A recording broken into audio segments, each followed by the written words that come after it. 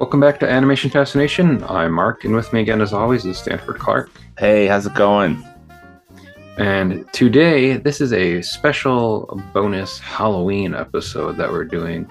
It's going to be just the review for Henry Selick's and Jordan Peele's new film, Wendell Wild. Usually, if you listen to this podcast or watch any of the reviews as well, this podcast focuses on the world of animation. Each episode, we feature all the latest news around the animation industry and main topic, discussing a TV series, film, or something else. Whether it's traditionally hand-drawn, computer-generated, or stop-motion, if it's animated, it's up for discussion to geek out about. Like I said, this episode is a bonus where we're going to be talking about the new stop-motion animation film from Henry Selick and Jordan Peele that was released just recently. Now, Stanford, you said you got to go see it. What was the film festival that was playing at? They saw So it's called Animation is Film. It was it was a film festival that just happened last weekend. It was the October 21st to the 23rd. It was in LA, and it the film was, I guess, technically made its U.S. Premiere. They're at the festival. I think it's been playing in limited release in some theaters. We didn't get it here that I could find in Salt Lake City, and same for you, Mark. Right? You weren't able to see. It wasn't playing on the big screen in Yeah, your market. I tried to see if it was playing anywhere near here because when like The Gray Man came out that Netflix did with the Russo Yeah. brothers, I went and was able to see that the week before it came out in theaters. Yes. But I think even like the Sea Beast played here, and like a few other ones. And I'm thinking that Glass Onion is going to be playing here too. So it's weird that like this was like one of the only ones I know. that I'm hoping Pinocchio, the Guillermo del Toro's Pinocchio, will play here too. So Yeah. Same. but I don't know. I guess I'll have to wait and watch. But yeah, so how was that experience getting to see it in theaters? I guess we can talk about that before we get into like the main Yeah. review of. It was. I enjoyed it. So Henry Selick was there, and so Keegan-Michael Key was there, and supposedly so was Jordan Peele. At least I saw pictures after the fact on social media. He was on the red carpet, but he didn't Hmm, come into the auditorium. So interesting. yeah, I don't know. Maybe it was time limited or whatever. Also, there was the actress Lyric Ross, who voices the main character of Cat, and Not KK. another right. Another thing that was interesting too, Mark, is that so there's a Q&A after pretty much every screening at this festival. I mean, which is kind of indicative of a film festival format Right. anyway. But so Henry Selick was there, of course, talking about it. So was Keegan-Michael Key, uh, and as I mentioned, Lyric Ross. Also present was an artist named Pablo Lobato. He's an Argentinian illustrator, and that's who Henry Selick worked with on the character designs. This was Pablo Lobato's first animated film project. He typically just does illustrations for like newspapers and magazines. He has a That's very cool. distinctive style, and I can send you some of his work just so you can kind of get an idea of how it informed the character design of the film, because the film, that's I think one of the things that's very distinctive about it is it's got a very different character design. It's not like just something you say, oh yeah, Yeah. that looks like The Nightmare Before Christmas, or that looks like Coraline. This doesn't look like anything that Henry Selick had really worked on, I think, before. So um anyway, that was very interesting to hear them. And also it was fun to attend. I think there were a lot of people who had worked on the film that were in the house, and That's cool. so that was that brought I think a really positive energy to the experience that you just might not get seeing it on otherwise on the big screen. um Right. and that was funny, like during the credits, people were giving shout outs to when their name would show up and stuff. Oh yeah. So Yeah, which I liked the credits, like what they did with the credits. It was really cool. Like it was like all like the concept art, and then like yes. there's that cool little thing at the very end of the tag where like I don't do you know who that was that shot that on their phone? Was it were they Is that anybody that I you? don't know I think it's just who like it an was. animator. Right. I just I think, and they didn't indicate who it was, but the crowd went crazy, during it. Yeah, And I thought that was cool. Like it, I was like, "What? Where's this going?" And then like at the end of it, it's just like this little bit of a stop motion animation of Cat yeah, like in like another room there. So I thought that was kind of like a cool little like random extra thing at the end of the credits there. I liked it too. Yeah. So watch, so watch the end credits, right? Yeah, Any of our great listeners who are going to watch this film. yeah. Now and so, did you watch it all on Netflix again after seeing it there, or did No, you I've just see only it? seen it one time, and it was in that in the theater last week. Okay, so I just watched it myself yesterday evening, uh, and on Netflix, and I really enjoyed it. So I guess they kind of segue into this is so that this movie came out on Netflix on October 28th, so just this past Friday. Yeah, And then it had premiered at the 47th Toronto International Film Festival back in September on the 11th of that month. Um, and then, like we said, it was released in select theaters last week on October 21st. And then it doesn't list the animation festival that you just saw it at, which is yeah. It or didn't the say it was played at Animation. This film, yeah. Well, that's it true. did, and it said it was the opening night film, and also that was its U.S. premiere, according to the Nice. Animation is Film folks.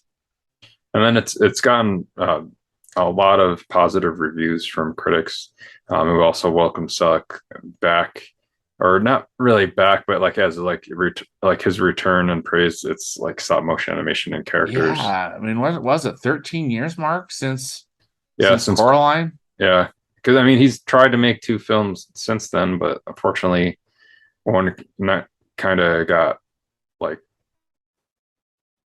had a whole kind of backstory to it where it was basically done and then just kind of never kind of like the whole like Batgirl situation with WB kind of sort of similar to that. And then there was like another film that he had wanted to work on but never got to. So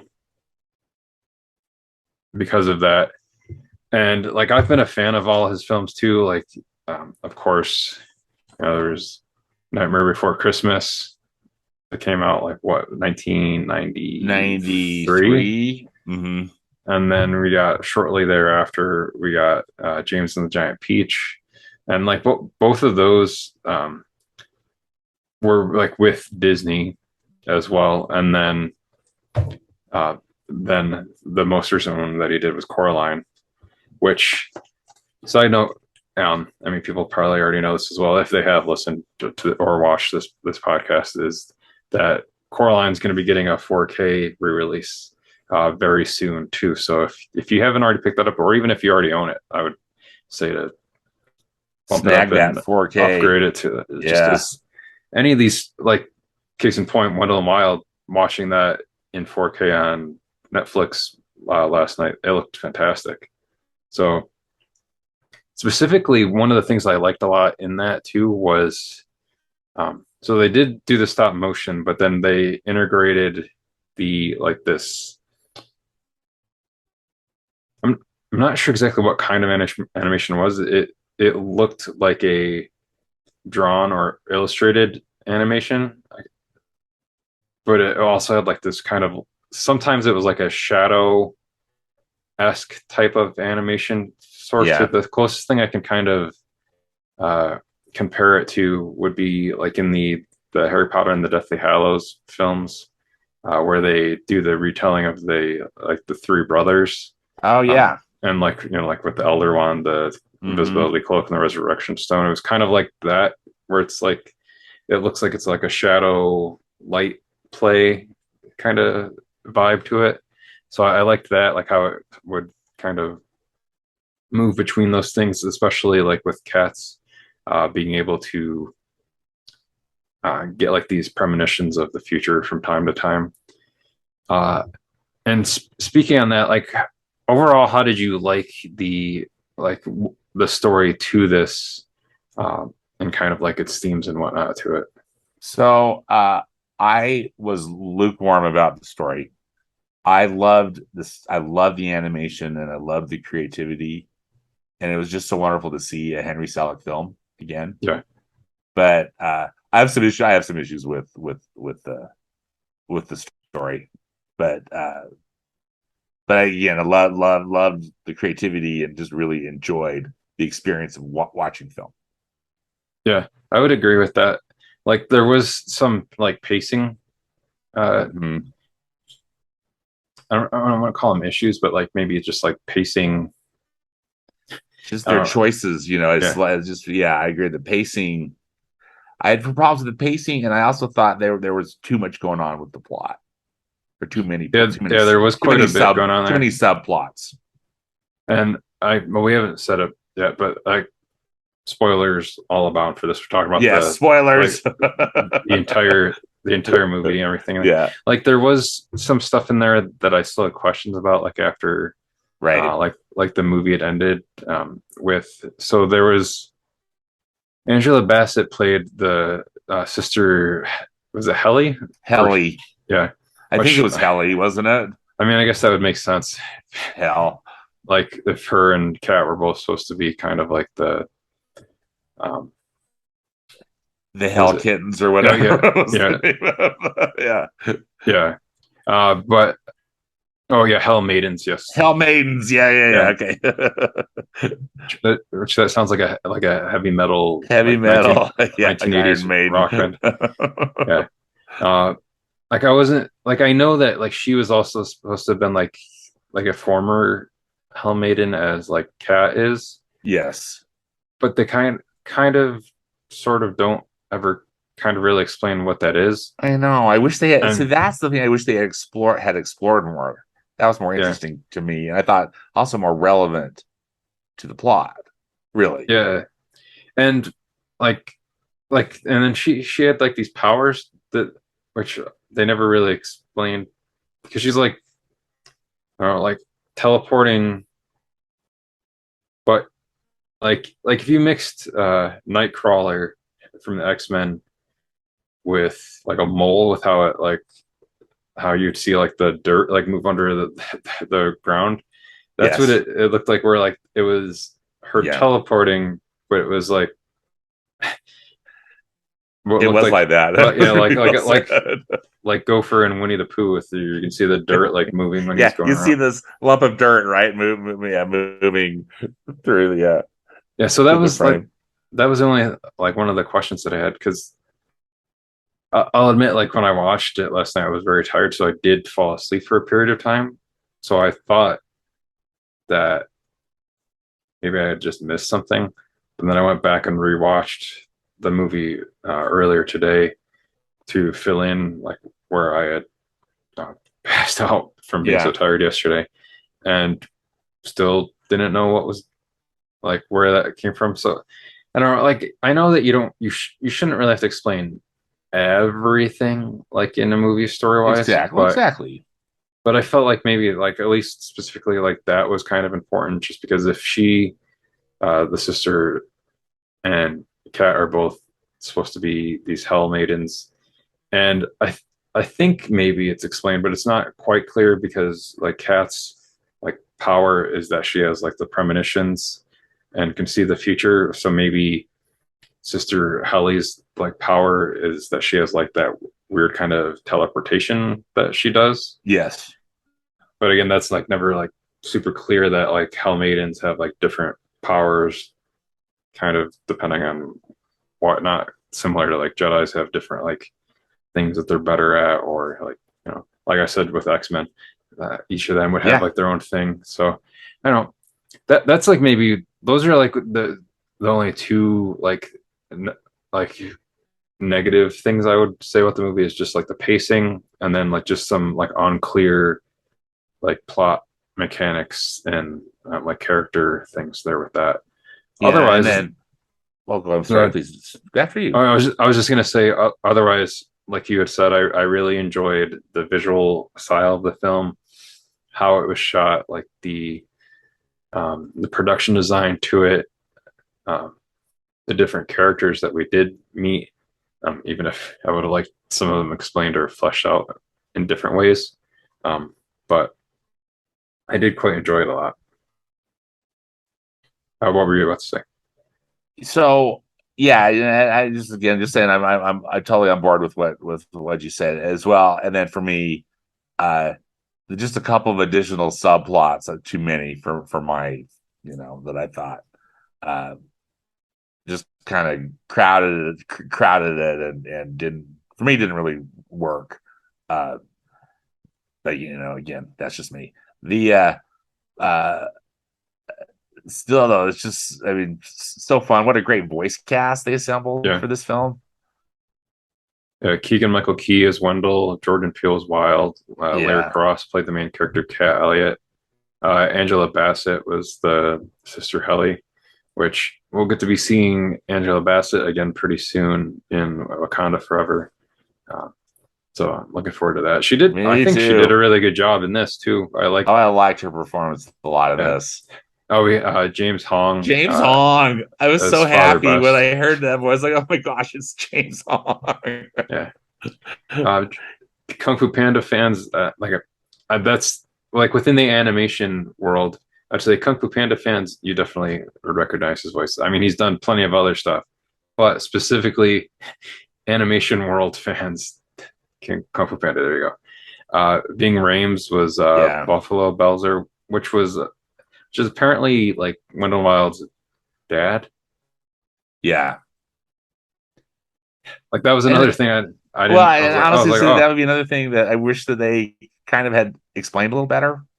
But I don't yeah, think but again, maybe I missed it. They were talking, they were talking about it and I missed it, but yeah, it just seemed that was also just another plot thing. Like, wow, this movie's really busy um, with stuff. Mark, one thing too that I neglected to mention that Henry Selick talked about, in the Q&A portion is that he's had this idea brewing in his brain for some time, for years, and he started writing that book. There's a book that's yet to be published, but he authored a book with the story with the writer Clay McLeod Chapman. So I guess we'll have to see if that ever gets published. But he took it to Jordan Peele. He said he was a big fan of Henry Selick was a big fan of Key and Peele on TV, nice. and that just finally hit him. He said, "I really should hit them up," and he was able to. He was able to get a meeting with them, and then Jordan Peele was able to get on board, and it makes sense because also one other thing that Henry Selick mentioned was that he loves, and we can see this from his previous work. He loves combining scary elements with funny elements, and also with emotional Yeah, elements, just kind of mix all and like, yeah, that's Coraline, that's The Nightmare Before Christmas. You know what I mean? James Giant Peach. Yeah, And yeah, so and then clearly this too, this that most definitely this one as well. And who better to work with on something, particularly when you want it to be kind of scary and funny? Jordan Peele. yeah, and yeah, Jordan Peele like even produced the film too, which I thought Yeah. was cool because it was interesting to see the Monkey Paw um, Yes. Productions thing in front of it. And I thought a little visual thing that was kind of cool was that it showed the brewery from the city in the background of that train shot Yes. within Yeah. that. I thought that was cool too. Yeah. Because I recognized that like his production kind of like animatic at the beginning, like from other films that I've seen, and I was like, Mm. wait, I don't remember ever seeing that in the background. And then when it like fades into the opening of the movie and you see that, I was like, oh, okay, that's cool that they kind of worked Yeah, I that like into that the. they did that. Now the kind of like bad guys in this, like I thought that was another interesting kind of story choice too, which was like these two like very kind of like rich, uh, noxious, um, corrupt, like husband and wife. Uh, Donald and Ivanka Trump. I mean yeah, Ivana. well, yeah, that That's yeah what that, they reminded that me dude of. was very clearly like kind of like a sort of avatar for him. Yeah, Yeah.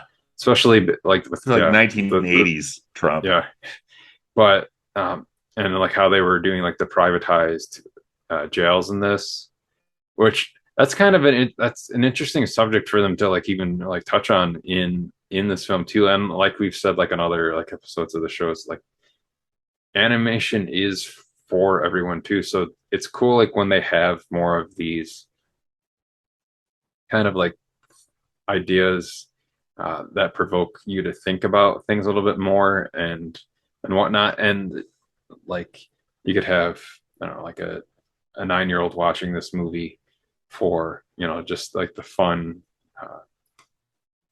demon funny stuff in here and some stuff like that, but then you have like an adult watching it and it has like that different subtext of knowing about like the corruption of like privatized prisons and all Yeah. of that. Like the entire show Orange is the New Black is kind of based off of that Yeah. whole privatized prison issue thing.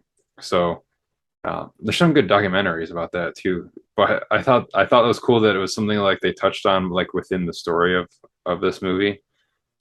So I enjoyed that. I did like how they kind of got their comeuppance more or less by the end of the movie, and like the wife in this was almost like if you took Cruella de Vil and then ratcheted up like her evilness about 10 times beyond what it was in 101 Dalmatians, it would be this lady in the movie. She Yeah. even she even looked like Cruella does by the end of 101 Dalmatians, like Yeah. when her makeup is all like Just draining haggard. us. But Yeah. that's like what her look is like the entire movie. Throughout. Yeah, I was Yeah. like, what is going on? So I thought that was interesting. She was just like murder crazy too. Like she kills James Hong's character, Father Best. Spoiler: he comes back because of the magic hair cream. Yeah, I thought that whole thing was kind of funny too, with like the that magic hair cream, and they were gonna test it out on like killing what looked like an aphid type bug. It looked like, Yeah. but then they're like, no, I couldn't forgive myself if he didn't come back. Um, but, and I liked how like their how Wendell and Wild's whole essentially like end game thing was to make their own version of like an afterlife fun fair, like apparently their dad Buffalo Belzer had made. Um, Yeah. and what was interesting there was that um, so Kat uses her precognition to give them a glimpse of the future where um, like where the Rust Bank is revived and Wendell and Wild offer them VIP passes to their afterlife to her mother and father. Uh, so I was like, so is Wendell Wild's afterlife thing? Is that for that's for hell though, right? Or is like supposed to because they're demons? It was confusing. Sorry, I didn't know. I didn't know. I thought the same thing. I was like, wait, so are her parents in hell? What's going on? Right. Or is it just afterlife, But it seemed like, Yeah, Wendell and Wild are in hell. yeah. So, yeah. Well, I mean, at least for who their dad is supposed to be, it seems like at least that area is supposed to be hell because they Yeah. come up from below. I liked that whole joke there too, where you could see like that like kind of side view of like the Earth. And it was almost Yeah. like an ant hill type thing, and then some falls. And I, Yeah. I needed to pause that and go back because I'm sure there's plenty of like little Easter egg things in there, and maybe nods to other stuff that Henry Selick has worked on. I'm sure there's probably a Coraline thing there. There's probably a Oh, absolutely. Yeah. And I couldn't necessarily there's got to be a distinguish it on the Jack big Skellington screen. there. Yeah. I couldn't necessarily distinguish it on the big screen, but also this movie actually moves at a pretty good clip. Yeah. for the most part. I mean, as mentioned, there's some pacing stuff, but a lot of times when there's so much going on the screen, yeah, I'm with you. I almost wanted to pause it just because I Yeah. think there's gonna be stuff, Yeah. The Easter movie eggs. it is about like an hour and 45 minutes or so. Yeah, Um, so it's slightly longer play longer. than most animated films, but still like with under that 2 hour Yeah, area. One of the one of the things like how I had said um, in year two is that we're like the stop motion and then the kind of different animation in here too. Uh, I guess that's where they kind of took the inspiration was from. I saw just now that it says part of the film was done as a cutout animation to make the puppets look more two dimensional. mm-hmm. They were made of tin coated with silicone, inspired by the shadow puppet animation in Harry Potter and the Deathly Hallows Part One, and an idea originally intended for Selick's yet to be made stop motion film, The Shadow King. Yeah, so Go that was one of Mark. yeah.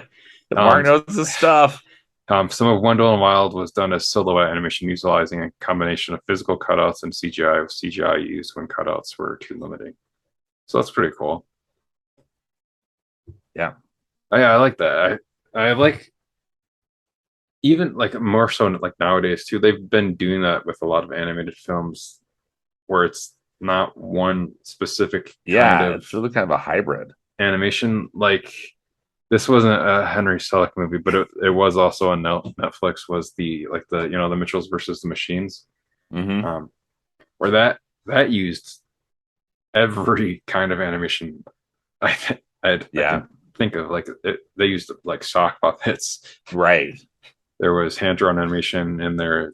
The CG animation. I think there was stop motion animation at one point. Mm-hmm. So Mitchell's versus Machines side tangent here is like that's almost like a good showcase for like here's all the different ways you can animate stuff Yeah, in one movie. yeah. But now we've kind of talked about like some of the stuff we didn't like, but what was your favorite thing that you had saw in the movie that like really stood out to you and you liked the most? So, uh, I was really grooving on the character design, and again, just as we discussed about, and also just the overall, just the production design too. I think uh, there were a few scenes that I really liked. I think I loved when Kat shows up at the school Yeah, and she's got her uniform, but she's punked it all out, you know. yeah, And then she's walking down the hall with their like 1980s boombox, you know. I just thought that was just such a great image, and it just really, like the nuns are walking on either side of her. It just really captures that character. I think that's probably the part uh, I like the most. And then just again, just visually, it's just so interesting. yeah, Just there's so much to look at, um, and it's so you're just so happy to see both the stop motion animation and then how well they implement these other things that you're just talking about. These hybrid and CGI things. Uh, yeah. uh, and again, the character designs all crack me up because I liked all the main characters. I thought that the one dude who looks like Marlon Brando in a wheelchair. Oh yeah, I love that. And that was intentional. If someone asked a question about that at the film festival, he's like, "Yeah, that was Marlon Brando." nice. Yeah. How about you? Did you have a favorite? Well, speaking of that guy, that was interesting with the feet on on the wheelchair, where like they weren't attached. They weren't like attached to prosthetic legs or anything. It was just like feet. Yeah. So like that was another thing. Like when I had watched it initially and fallen asleep and woke back up, that I was like, wait, what's going on? Is that like a animation choice with like is just like that? It's but then like they went flat. I don't know. I just thought that was like a weird random thing there. Yeah. But I I did really like these animation styles too, and I liked hearing Key and Peele together, like uh, kind of riffing off one each other again. Oh yeah. One of the things I saw with the like development for this was that um,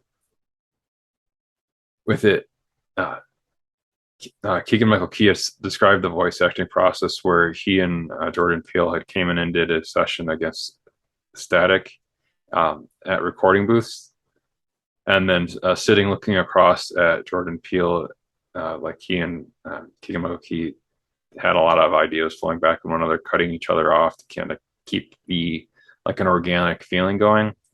And then he said a lot of that stuff ended up getting cut on the or putting on like the cutting room floor as they were finding like the characters and the voices, and they wanted a little refinement and some rhythm with it.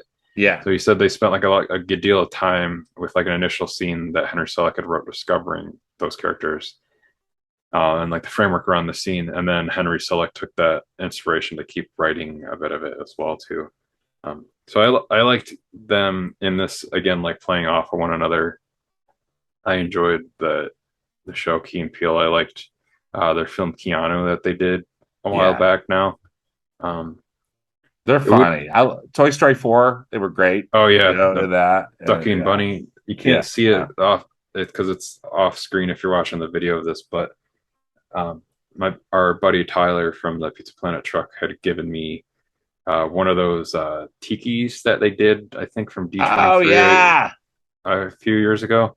But the bunny is looking at me over there, and ironically, we've talked about Harry Potter a few times. It's got a Harry Potter wand sticking in the top of it too. So, but Nice.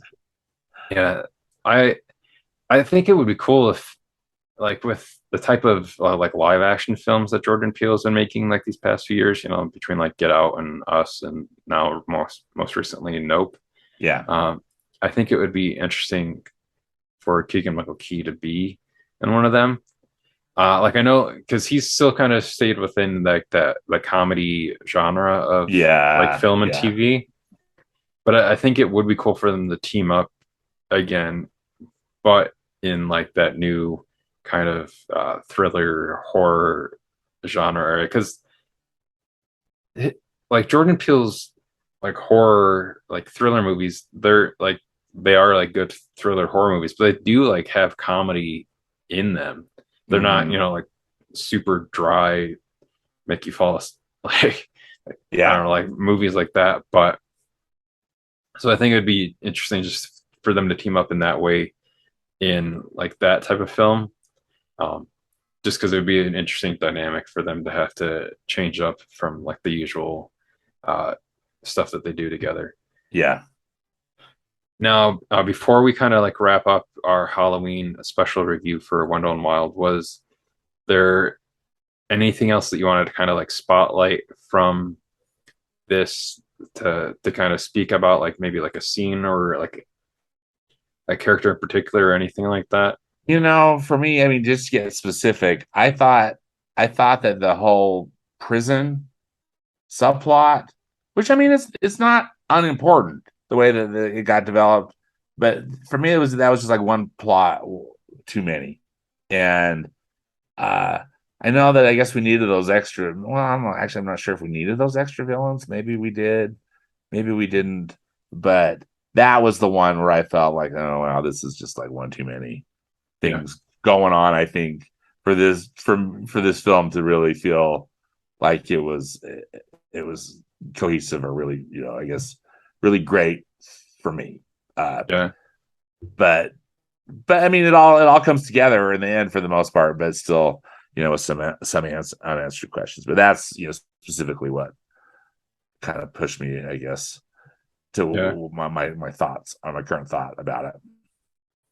One of the other things that I liked in this tool, uh, in this too, was the character Raul, Yeah, who was a trans boy too in it, but they don't, you know, like they're not. It's just part of the story. So I like yeah, that's how it should be too. Is like, and I'm glad that we haven't heard about any like online like I trolls, or know. I guess yeah, fingers crossed, or just like hate groups in general that have like, or those weird mom groups that get upset about really stupid stuff. I thought it was as handled. can I be thought it seen was, by like turning red, or even like some like the shorts for Baymax and stuff.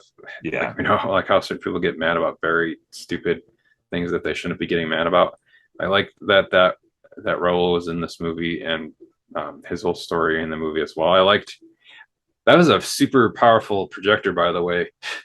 That was how he was painting. holy cow! How he was painting Uh, all those roofs. yeah, I was like, that's how you use animation, is to be able to do like visual style stuff like Yeah, that. exactly. And that was, I'm with you. I thought the way they handled Raul was, that was done well, and I loved the animation. And again, just the beautiful art Yeah, that he, that this character creates on the rooftops of the town. yeah. But yeah, so overall, I think from us, it was a solid kind of 3 star in the middle. Yeah, yeah, Not super great, not bad, but like a solid, like if you want to watch something on Halloween or like around this time of the year, it's definitely something that I think both you and I would recommend to people to check out, especially if you like Henry Selick. yeah. So, You yeah, like, Henry Selick fans should rejoice. I bet they're yeah. gonna should really If enjoy it. you like any of his previous filmography, you'll definitely enjoy Wendell and Wild as well too. And even if you're just a Key and Peele fan, you'll enjoy it just based on them being in the film and getting to team up again. Because I think Yeah, that's also, it has been as long as Henry Selick directing animated film, but it has been quite a period of time for them outside of Toy Story 4. But even that was a few years ago now too. So yeah. but yeah, so that's going to do it for our Halloween episode this week. So happy Halloween, everybody. Don't forget, you can follow us individually on Twitter and Instagram, and the show as well on Facebook and Instagram and Twitter as well. You can also find us on YouTube now for some of these, just the review parts of our episodes. All of the info is in the show notes of both the podcast and the videos. We have shirts and other stuff. If you ever want to get Animation Fascination merch, it's available. You can follow our website, animationfascination.net, where all of this stuff is posted. And then you can email us at animationfascinationpodcast@gmail.com. Our episodes are edited by Trent Baxter. But for this Halloween of 2022, I'm Mark Vivert. So for myself, Stanford Clark, thank you for listening, and make sure to tune in again next time.